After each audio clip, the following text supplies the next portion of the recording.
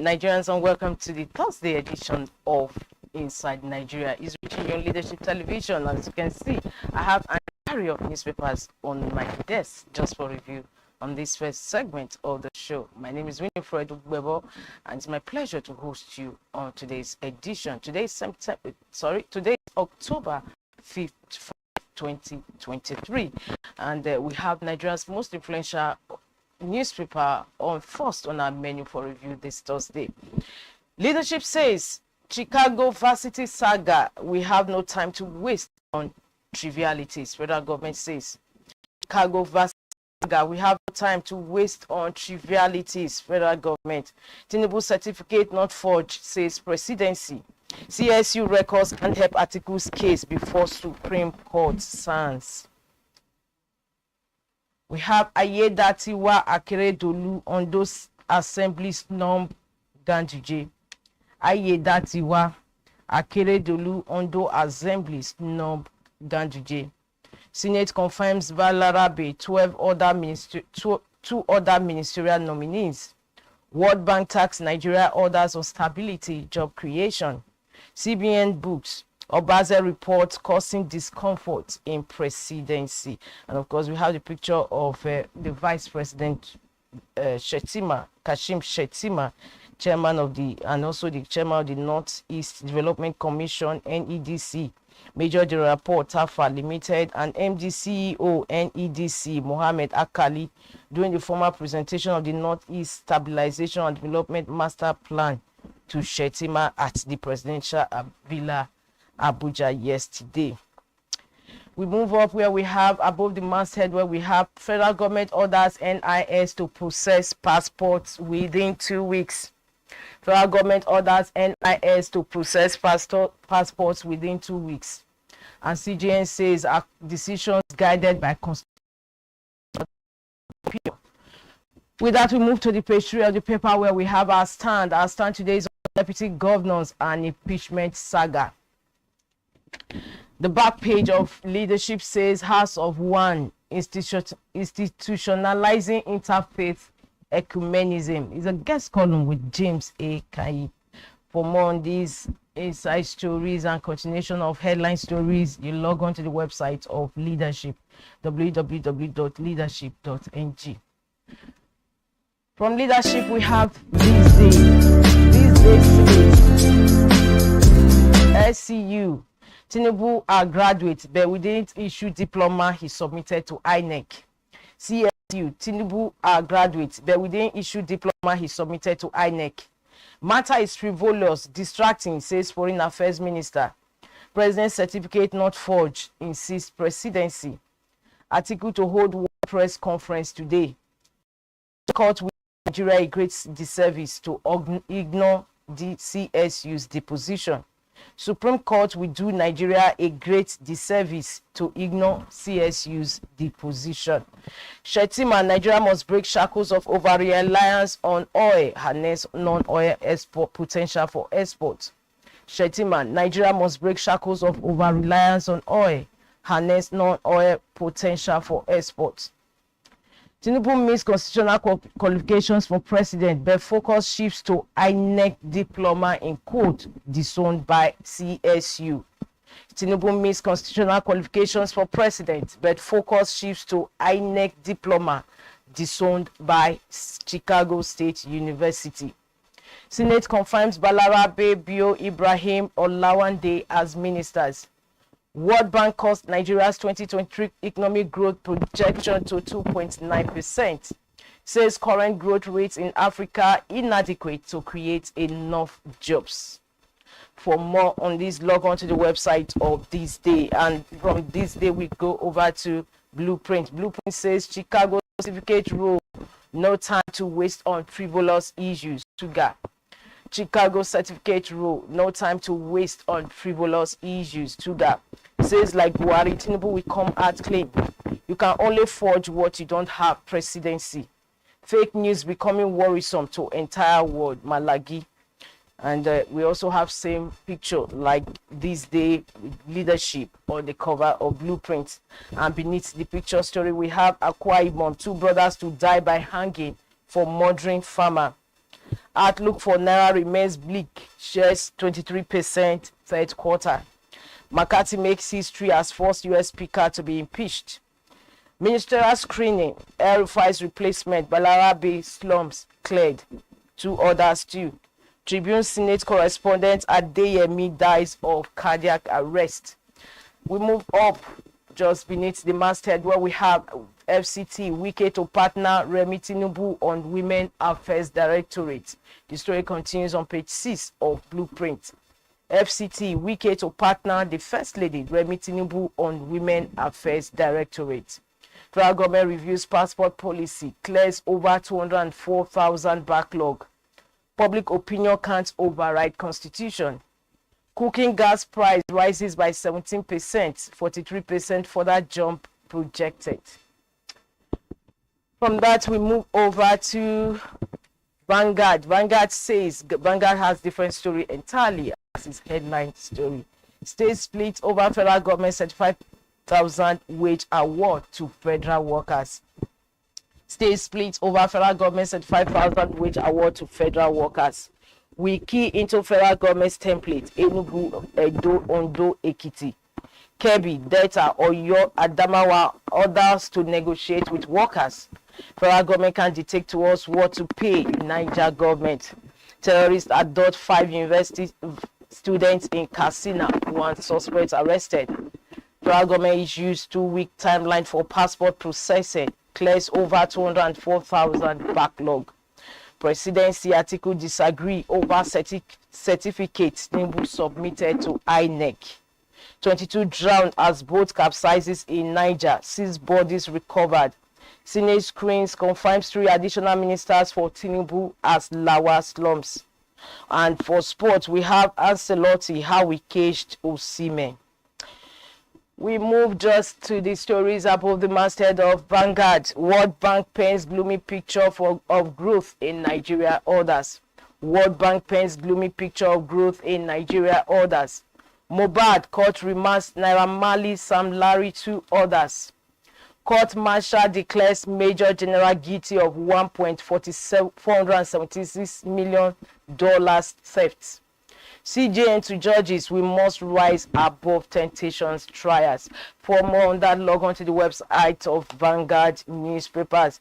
And from Vanguard, we are on to The Nation. The A Nation says, leading story today, October 5, 2023. CJN, public opinion does not dictate court decisions. Steadfast not succumb to intimidation as judges. Several vitriolic attacks are regularly on the judiciary. It is, however, clear that public opinion, no matter how serious or weak it might be, cannot override or supersede the Constitution. This is the story in quote by the CJN Ariola. CSU deposition authenticates Tinubu certificate. Presidency replies critics. That's the story just beneath the leading story. Investments in solid minerals will stimulate economy. Alake, federal government gathering day. 5 female Katsina University students abducted. Kaduna elders back Sani on security. Kaduna elders back Sani Ubasani, the governor of Kaduna State, on insecurity. And we have again how we clear 204,332 passports backlog by Interior Minister. Governor decries 680,000 out of school children. Crude theft not only reason for low production, says agency. Crude theft not only reason for low production, says agency. UAE team in Abuja to fine-tune talks on visa ban orders. Union Abuja prospective students to undergo drug tests. The story continues on page 27 of the Nation newspaper. For more on that and inside stories, log on to the website of the Nation. From the Nation, we have the Guardian next on our Guardian leads with crisis looms in varsities over mass exodus of lecturers. Crisis looms in varsities over mass exodus of lecturers. And of course, as usual with the Guardian, they have a graphic display, illustration, of the leading story. Crisis looms in varsities over mass exodus of lecturers. It has a breakdown of IP salary payments just beneath the leading story. And underneath that, we have beware of landmines. CJN Ariwola wants new federal high court judges. Beware of landmines in court. CJN Ariwola wants new federal high court judges. Government adopt 5 female undergraduates in Katsina. Economy bites harder as subscriptions to telecom services drop. Tragedy in Senate as journalist dies. Ministerial nominee slumps during screening. May his soul, the part of the departed one, rest in peace. Tinubu and the political option for Nnamdi Kanu. That is the editorial on The Guardian today, and it's on page 12 of the paper. And of course, the last story on the cover page is 62-year-old Benin socialite backs 12 years in jail for human trafficking. The story is on the metro page of The Guardian on page 9. For more on that, log on to the website of The Guardian, www.guardian.ng. From The Guardian, Daily Sun is next on our menu. Daily Sun says tragedy at Senate. Cardinal ministerial nominee slumps while being screened by senators. Journalist collapses in NAS, dies. 3 nominees confirmed. And underneath that, we have trouble looms in health sector. 31,000 primary healthcare centers collapse. The Sun Media Foundation to partner National Assembly on healthcare.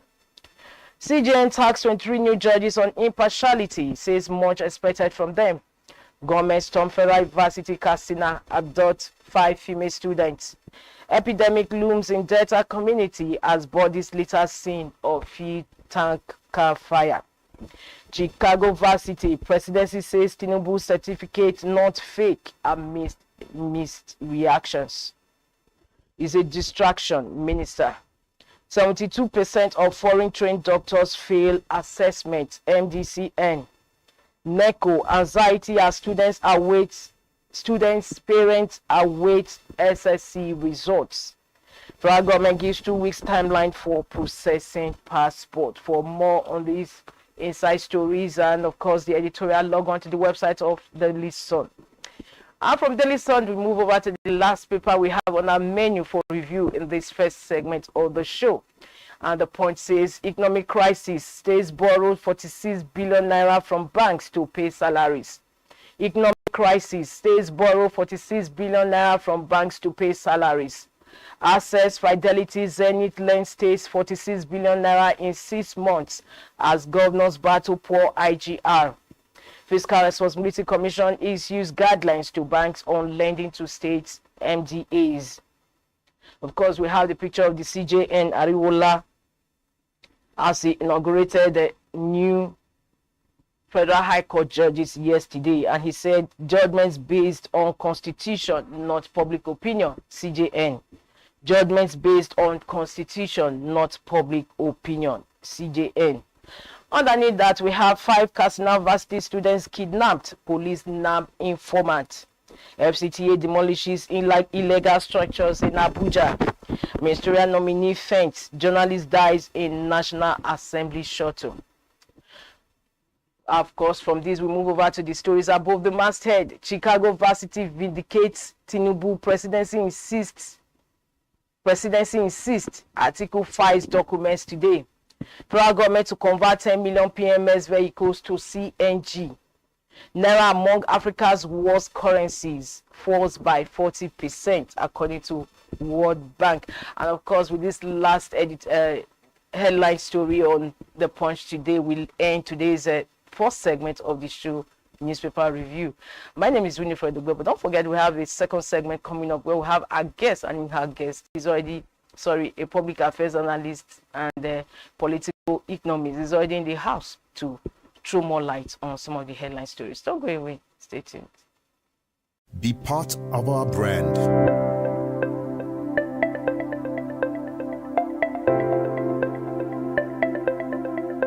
Leadership for God and country.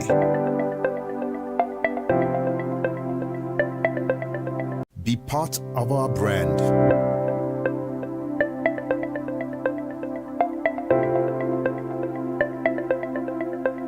Leadership for God and country.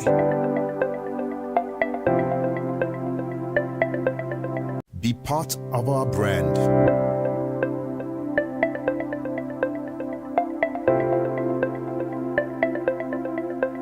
Leadership for God and country.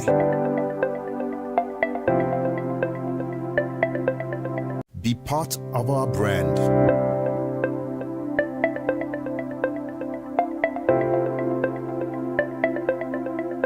Leadership for God and country.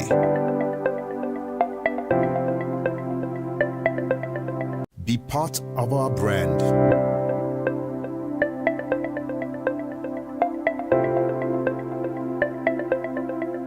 Leadership for God and country.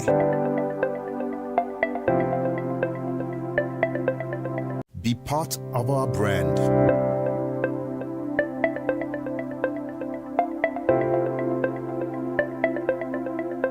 Leadership for God and country. Be part of our brand.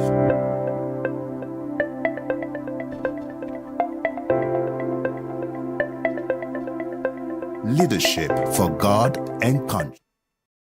Welcome back. In case you're just joining us, the program is Inside Nigeria, reaching you on Leadership Television. My name is Wingford. Once again, this is the second segment of your number one breakfast show on television. And of course, as you can see, I have with me in the studio, he is a political economist, a public affairs analyst, Olamilekan Adefolari. Thank you so much. It's Thanks a pleasure for to have having you me. into this program. Thanks. I'm So very how good have you morning. been? Oh, you're pushing.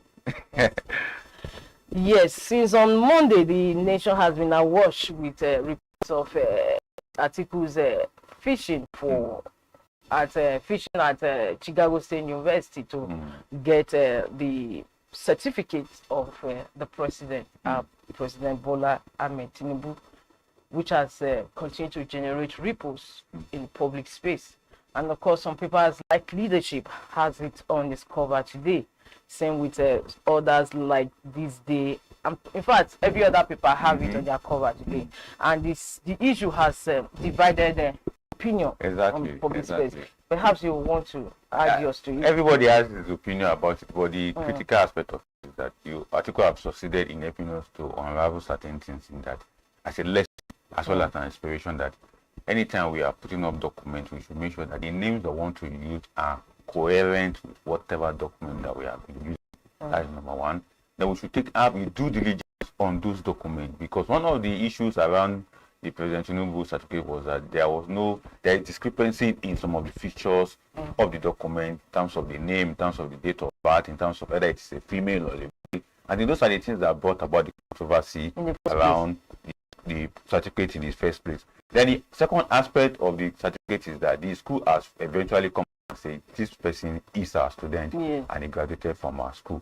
Then the third aspect of the issue is that from the article end is that the certificate that the president submitted, in the case of the US, they call their own degrees diploma. Where we call it certificate. That the one that the president submitted is a forged one, and that's what is submitted to INEC. So that is the level that article is taking up the case now. That they want to take up the case and said it's a forged certificate that took to INEC.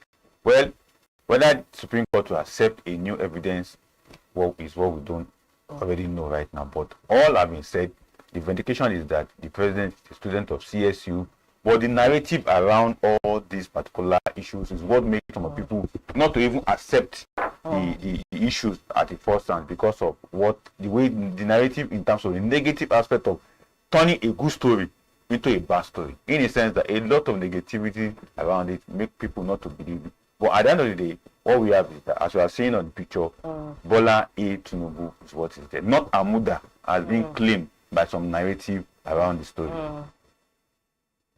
Okay, so what are we going to see at the end of the day? Because President Tinubu's legal team has already said that they will ensure that the Supreme Court does not admit it. There is a fresh evidence. Seriously, that will be another issue for the Supreme Court, because from what we have so far in terms of our legal procurement, in terms of arriving at election issues, it could be something that it could have to do a new lexicon in terms of whether new evidence will be accepted after evidence the tender at the Presidential Election Tribunal. Because the judgment that they are taking to the Supreme Court is what the PEPT decided on. So if you have evidence, it could be a stumbling block. And we No, I actually, former Vice President Atiku actually brought the issue up at the PEPT. Remember, but they know that it doesn't have any evidence that there was no, the person that they got the certificate from did not emanate from CSU. And besides, CSU has already said that Bola Ahmed Tinubu did attend the institution. I think what really killed that issue at the Presidential Tribunal was the witness of a PDP. Yes. He contradicted what he was accepted to do.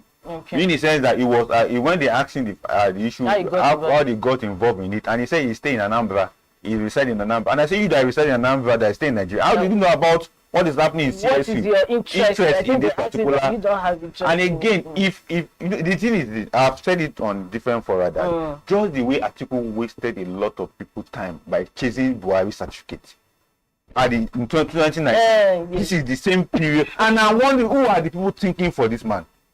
And now I'm told that today is going to have a world press conference that is going to issue around. It's going to generate another negative story around what we already know.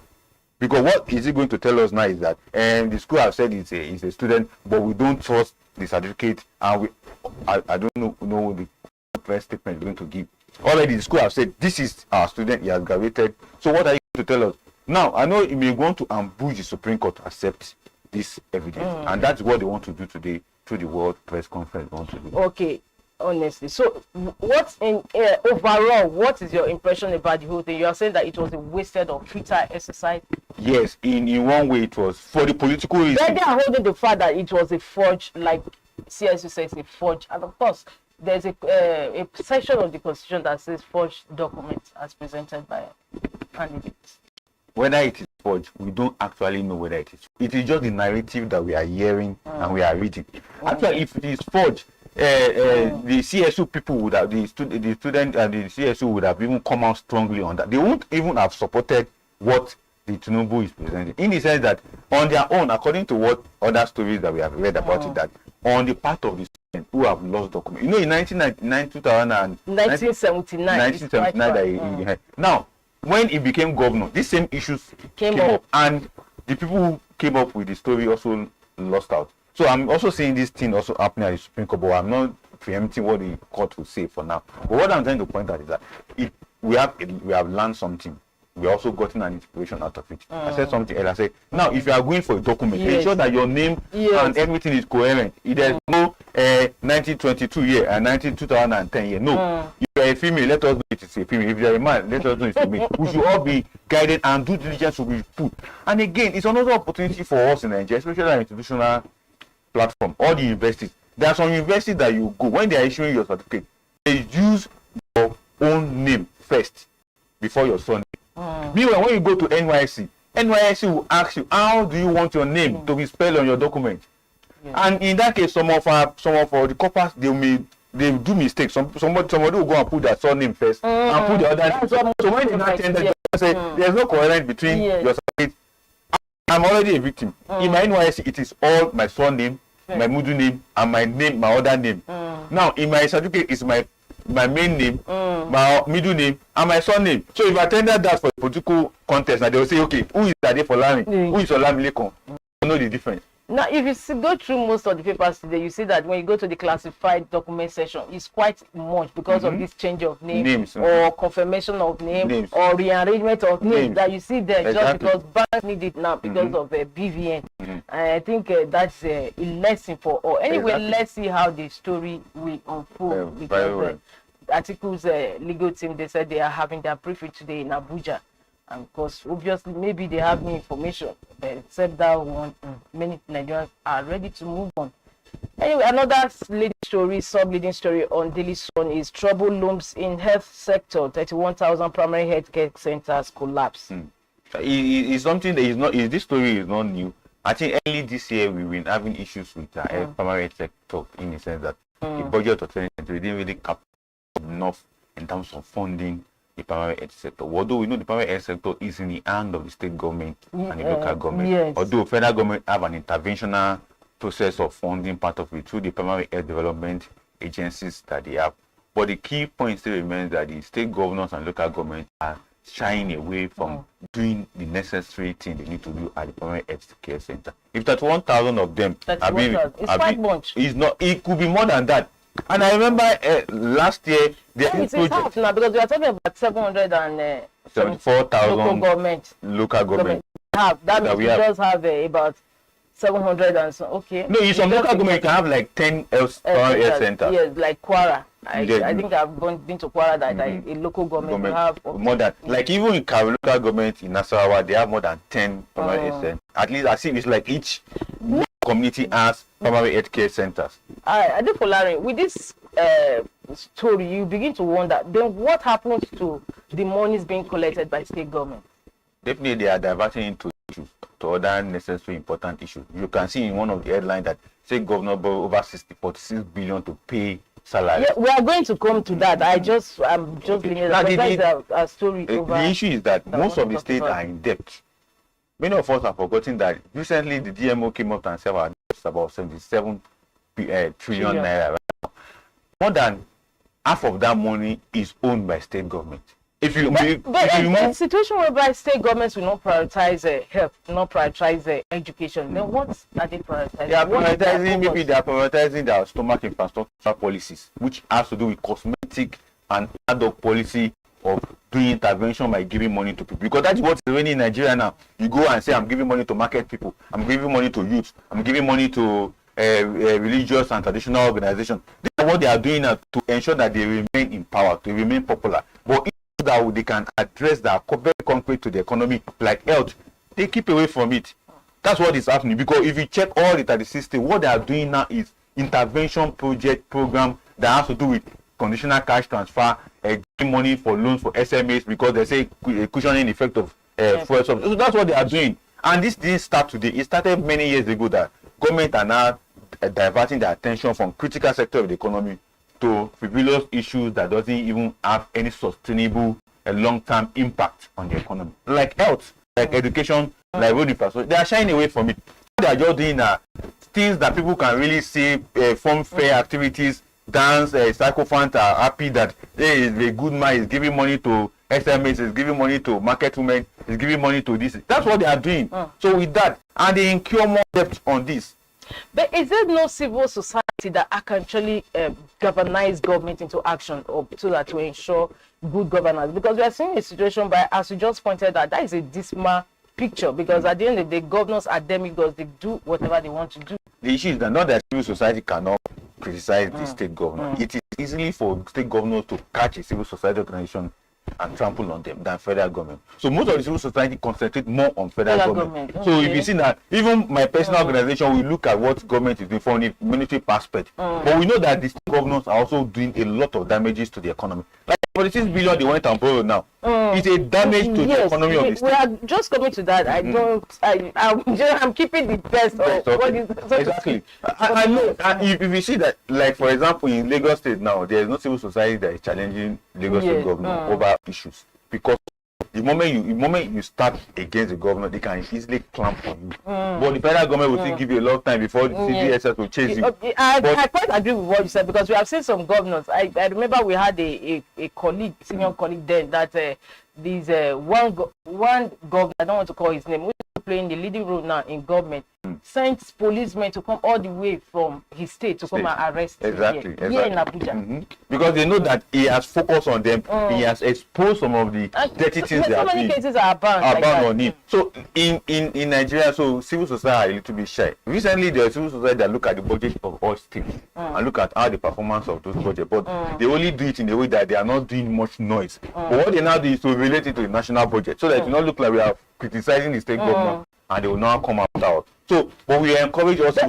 With what you just said, how are we going to now get the best out of government? Because we have been, the issue is it's not just the fault of the civil society. Entire Nigerian system, even including the media, have made it so open that as if it is just federal government to offer us. Although I won't also fault them, because the federal government is collecting 46% of 42% of the budget. I mean, of the revenue that's coming.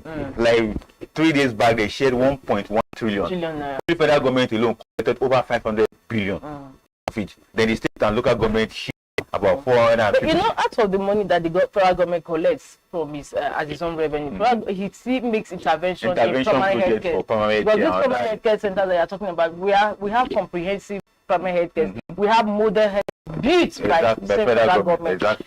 In the school too, we have all these university schools. You They are being schools, federal government colleges. They are managed by federal government, and they still do their way. So, how do we now, in a nutshell, how do we hold government accountable? Because things cannot continue the same way they are. We must keep the pressure on them. Either we are keeping it from the top or from the bottom. We keep pressure from a distance. We say, oh, that's it. Because just like what we just said, that federal government are demigods. They use the security, the resources at their disposal to get at you. Exactly. But we can also put that focus on them. There are some state governors that are still liberal to understand what you are saying. They will still tell you, okay, you said this, but this is what we are doing. I think that's the way we should go. But some criticism can be seen as political. Yes. And that's why when you see some NGO criticize government, they'll say, when they know that, okay, this person was a party opponent, they will not take them serious. Exactly. They don't mind. Of course, even at the federal, we had this, was it Father back at that time when he criticized them? They said, oh, he came to look for contract. Just because we didn't grant it to him. That is why he's talking now. Now, it brings us to, this issue also brings us to the leading story on the Punch today. Economic crisis. States borrow 46 billion naira from banks to pay salaries. And this was what took place, was happening under former President Muhammadu Buhari. Seriously. Borrowing to pay salaries. And this on the backdrop that 2 billion naira was shared to state government for palliative. So why are we having this? The problem is that is it not too early in the day to start borrowing? The challenge has been there. Now some of them are in debt. Some new governors met debt. For instance, I think it was governor of Abia State that said he met empty treasury as a result. Which state? Abia. One of that governors also said the same thing last week, that he met empty treasury. Now, the first two governors that went to borrow from bank were Taraba and Plateau State.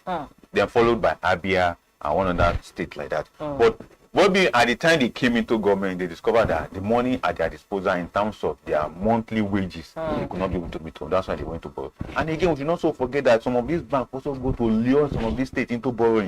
Because I have seen a scenario whereby this bank will go with frivolous things that after all we can do business together, and they will go and borrow to mortgage what is coming to them through the federal FCC, that's the FAC allocation. And once it comes to FAC allocation, they deduct it to them.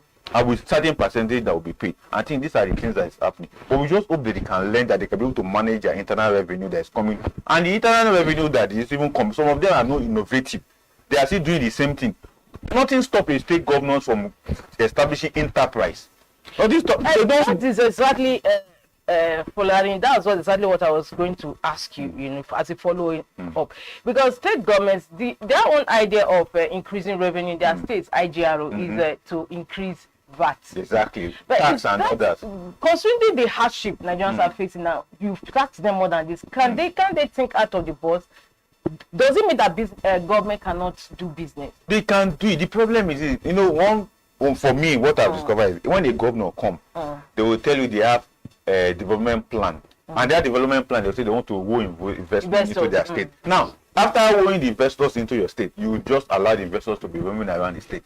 You can't tell him, as you are coming, you are coming with funds to invest. Please, is there any way we can partner? Part of that fund, if it's just 10% of it, we can bring and let us start this business that we can own 10% of that business. You don't think like that. They will just say there's an investment opportunity, go and begin to follow and shallow the ground and begin to invest whatever. You see them traveling all over the world. They say they are seeking for investors. At the end of the day, nothing comes out of it. Nothing comes out of it. They use the opportunity to, as we have already said, look at other palaces, that they use the opportunity to also launder money of their state out of the coffer of the state. That's what they do.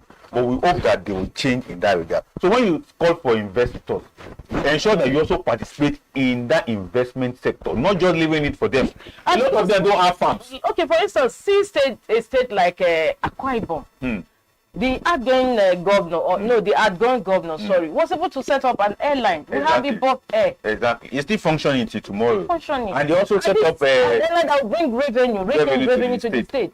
Now, even other state governments, no borrowing. I'm not saying every state government must set up airline business. No, think out of the box on how to make a living and improve. And one of the crises one of the problems they always have is that the bureaucratic nature of the public sector in the state has been so dormant to the point that they don't think that government need to be engaged in business. All they are just thinking is revenue. Let us tax this one. Let us collect from this one. Let us begin to issue all manner of licenses out. Meanwhile, thinking about how to also focus and participate in that business. They don't do it. Cross River State, for instance, started a garment factory. I don't know whether it's still existing under the new government. Okay. Imo State started palm oil, palm oil company under Richard Sokorocha. I don't know whether it's still existing. Those states, they have launched their refinery. I don't know whether that refinery is still producing. Okay, the refinery. The modular refinery now. I think so, but at the end of the day, it was not even able to service the state. And people, some moribund projects, like we had the floor me. It was not until recently I got to discover that a man of God, the well-known man of God, also bought it. I was managing it, and I was so impressed because that floor has been moribund for many years. Exactly. You are even talking gunfire those here in National State. And National State government has what they call National State Sack and Pack Company in Afanga. For many years, that place has not been functioning. It was recently, I think it was last time I wrote an article about how to revive that particular agency. But today, what he's talking about. Maybe the next day will think is how to sell it, which is not good. So they can privatize it. Even if they privatize it, but they should ensure that they privatize in a way that they can generate revenue to the state. Not relying on motor park selling, and the way they go all those things. That is, in fact, among all the state governments, that is just one thing that is common. Even on economics, Professor Soludo started it as governor of the state. This is somebody that everybody expected so much from. And he started taxing men and the rest of them. There are business angle that the state government can engage in. We have mentioned farming. None of the state government has farm. No, if you ask the where is your farm, they will say they are lends out the land. They're supposed to have farm. Federal government on its own has farm, has cassava. Yes. But if you ask them where is the farm, they will tell you that stories. They have one in Maraba, Nassau, very big land. They call it cassava plantation sector under Ministry of Agri. It's an agency, it's a department on its own. But when you ask them when are they going to harvest, stories. It's just a sorry situation, and it's on this backdrop we also have Vanguard. Vanguard says they split over federal government said 5,000 wage award to federal workers, and of course federal government expects states to key in. Now that states are borrowing money to pay salaries, would they be willing to key in? They have or yes, Labour will just hold them at the throat. What the federal government have is a process. The main target is 100,000 to 200,000 minimum wage. But the federal government elucidated on it that is just for 6 months. Yeah, this one is for 6 months. After that 6 months, then they re-wage the discussion, because in the 15-point memorandum of understanding they signed, discussion on minimum wage will take off from this 35,000. We take off. No, it will take off from this 35. If government can be able to pay 35,000 for 6 months, so nothing can stop them from paying 60 or 70,000 or even 100,000. That is the argument that Labour is coming with, and that is the understanding that government is also putting. But at the state level is where we may have issues, because a lot of those states, since they can't think of how to generate revenue, they may have issue with. And not even, I really want to appreciate that most of them are not even employing. Because you can't say apart from teachers that was employed in Kano and in Gombe recently, 1,000 teachers. Other states are a little bit very careful in giving out employment. I think that's also. I just got to know that even among the state governments, Edo state government is really trying paying unit of increased salary to workers. That is paying about 25,000 minimum wage. Yes. That was below the 30,000. Below the 30,000. Other states are not even doing that. Even the oil producing states. Because they are in debt. The more debt they are, some of them are owing both internal and external debt. But people are begin to wonder how many citizenry are in civil service that federal government or states trying to pay. The issue is that the money they spent on emolument and other things that surround, not just the allowance, their salaries for workers, is what is eating up. Especially political appointees, their salary is more far higher than civil servant. And that's why I think it was last when we did mobilization allocation commission said that there are some agencies of government that are paying 400, 500,000, even higher than ministers and the rest of them. That's where the money goes. So by the time we'll be able to understand this aspect of the economy, of salaries and wages for workers, we can now understand how we can channel our resources into better use and into better salary, wages, allowance for workers. Because until something happens to turn this situation around, we are still going to have the same scenario.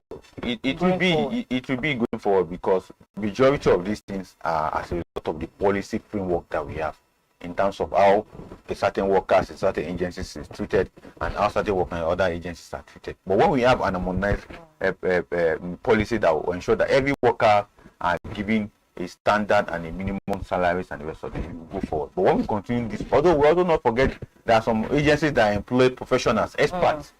So they may not want to follow the line of civil servant or public servant that we know that some of them, a particular civil servant or public servant will be doing a work that one person will do, 6 people will be chasing it.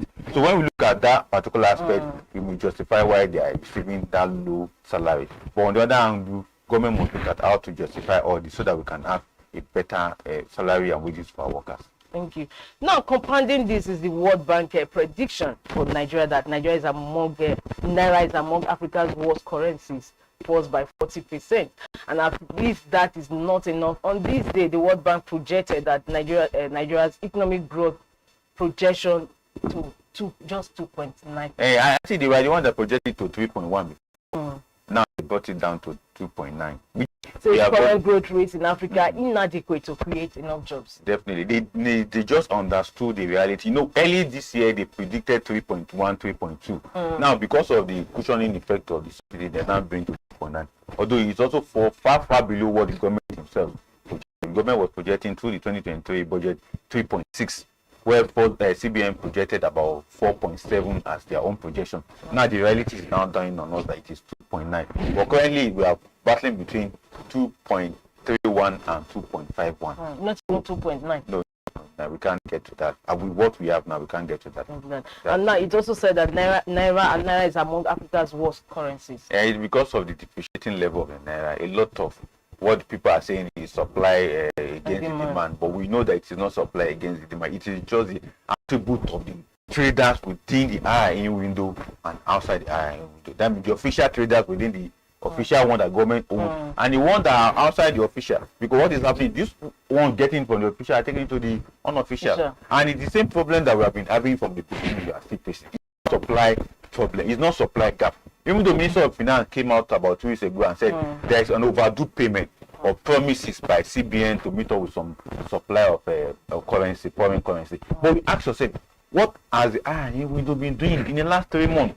CBN went out to 7.5 billion to also feed this particular market. NNPC went and borrowed 3 billion to feed this market. Where is the money? But is it not strange that the same Afrexim bank that NNPC went to borrow $3 billion from is now also seeking for that money? He will seek for it because they are not members of OPEC to sell crude oil. So they will still rely on NNPC to help them sell. And when NNPC sell, and as it's stated now, a crude oil is now $97 per barrel, almost like 100. So definitely Afrexim bank will make profit. Nigeria will be at the losing end. So it is a penny-wise, pound-foolish that we have just engaged ourselves in exchanging crude oil for some dollars as collected by NNPC. And very soon people are already telling CBN to go and look for money again, to look for dollar. And look for dollar for who? And it's quite disheartening. The same thing we have been seeing over more than 20, 30 years. It's the same problem we have, especially our monetary and fiscal policy that doesn't go well. Although we understand that CBN have been trying to create an enabling environment to the export sector, whereby we encourage people to export more and bring in foreign remittances. But now it is disheartening. Nobody is encouraging them. And the more we import more, the more we suffer. And most Nigerian businessmen, their mindset is on importation.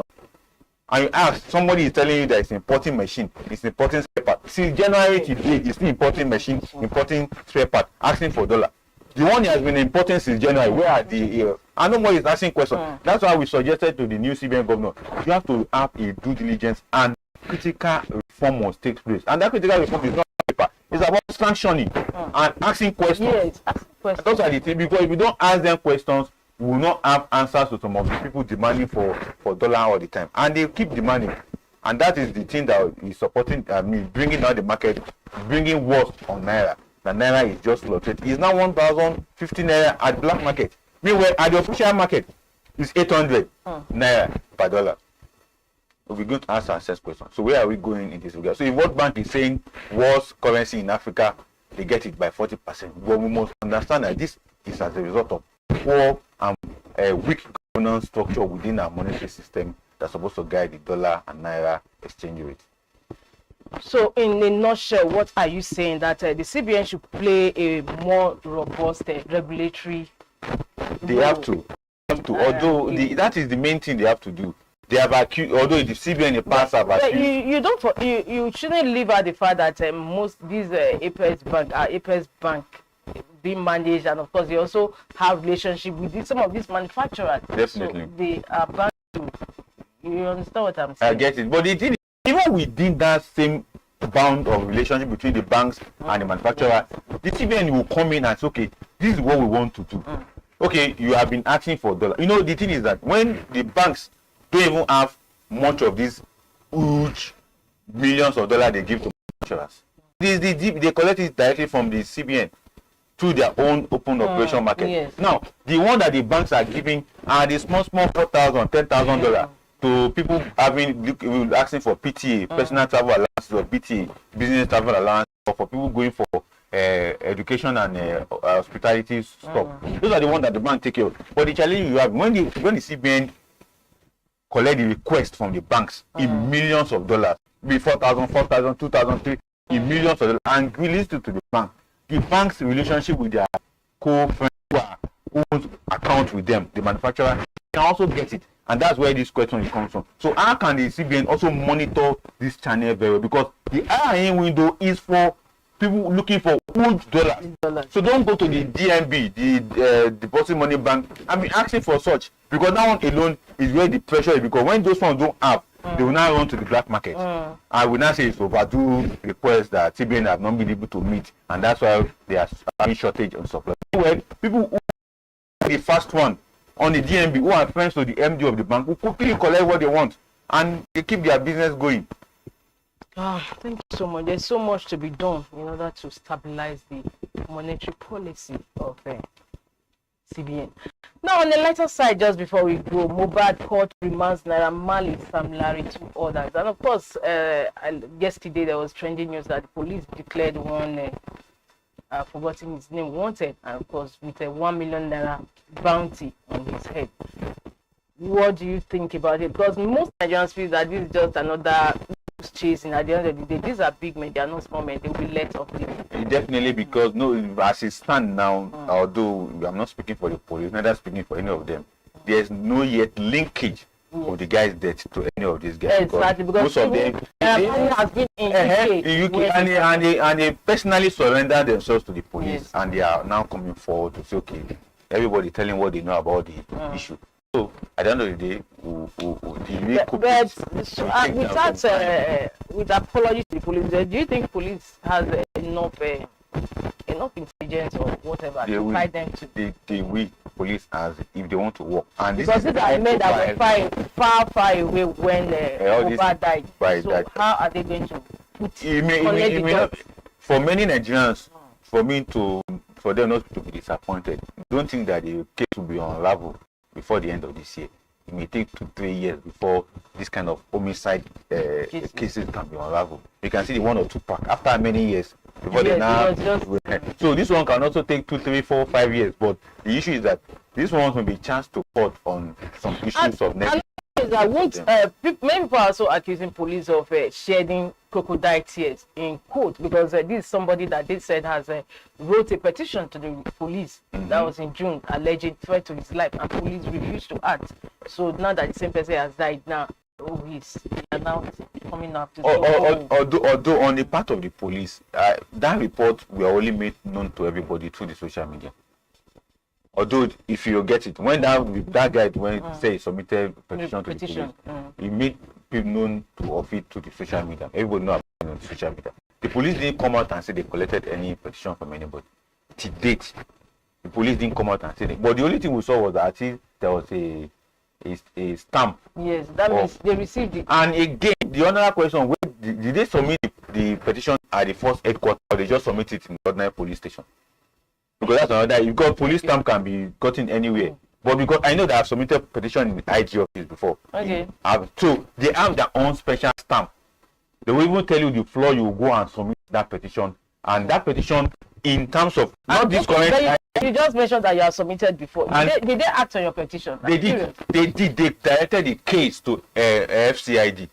Oh, FCID, yes, they directed the case to FCID. After FCID treated the case, they directed the case to another Abuja-owned FCID to now say, okay, it's a domicile case that can be handled by within the FCT, not at the national level. I think they just are skeptical because we know about that postgraduate student that was killed in the hotel room that went to, was it Oshu? Or any died. Police, pathologists were to conduct autopsy on him, and at the end they could not come up with concrete. No, the person that the culprit has already been jailed. I know he has been jailed, but it's just that the judge used his discretion. But at the end of the day, the autopsy report was nothing to write him about. Because it showed the way is dead. Exactly, they just said trauma. Of course, everybody knows trauma. What kind of trauma? You know, but if it's in the Western world, they will go to point out all these things, time of death, and all those stuff. But it's just the fact that somebody died in the hotel room, and you actually went to go and bury him in the dead of the night without alerting any of his relatives. Also speaks volume. I think a good one the judge did. But but how are you going to how do you conceive these Mohbad's death investigations going to end up? It has received a national outcry, and I know the police will do their justice if it is well followed. Now, one thing about all these kind of cases is systematic. You don't do too much media trial. If you do too much of media trial, you will lose the value of what you are looking for. The people who are in support of Mohbad should reduce the media trial and do concrete work. Apart from the police, there are other agencies of government that letters will be written to, pressure will be put on to get justice. That's what I do in my own case. It was the issue about X-Man crisis in Nassau State that I helped some group to push, and we push it systematically. We didn't do any media trial by going up and down, and no, we follow agencies and institutions that want to put. Even to the Senate President, that letters were written in terms of referring to military to take out action on it. But by the time you begin to do all this media trial and begin to show your face on the media, all that negative narrative will be written about it that will now become something that people will not be interested in, and people will not think it's a rumor or this and that. So that's how, if their lawyers are wise, they should not do things that will put even them themselves in danger, rather than doing systematically to attract the real value they want for the case. Thank you so much, because the people think that they are not just small men, they are big people in the society. You can deal with people. There are big people against big people in Nigeria. His article is not a big man. He's not fighting the presidency. Okay. So it's a big people versus big people. So you know. Thank you so much. Adefola Olamileko, it's always a pleasure to have you on the program, and I look forward to having you same station next week. The viewers will end today's Thursday program, Inside Nigeria, your number one breakfast show on television. My name is Fred Bobo. Until I come your way again, same time, same station next week. Here's wishing you a beautiful weekend. See you then. Bye. Be part of our brand.